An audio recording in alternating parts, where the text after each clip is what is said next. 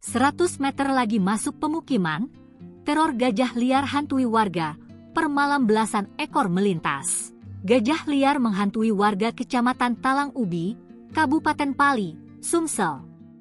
Setiap malam, ada saja hewan bertubuh raksasa itu melintas di sekitar pemukiman warga Desa Semanggus. Puluhan hektar tanaman sawit dan karet milik warga dikabarkan sudah dirusak diduga oleh kawanan gajah liar tersebut.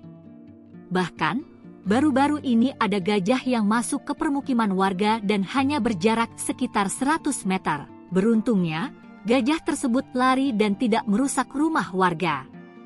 Lukman, salah satu warga Semanggus, mengatakan ada sekitar 20-25 ekor kawanan gajah liar yang kerap masuk ke kebun dan merusak tanaman warga.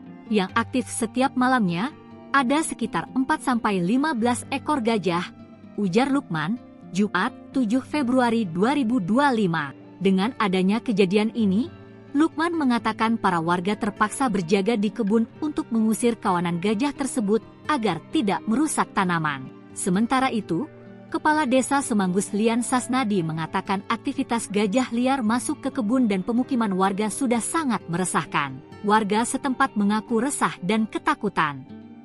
Sebab, kapan saja dapat mengancam keselamatan warga.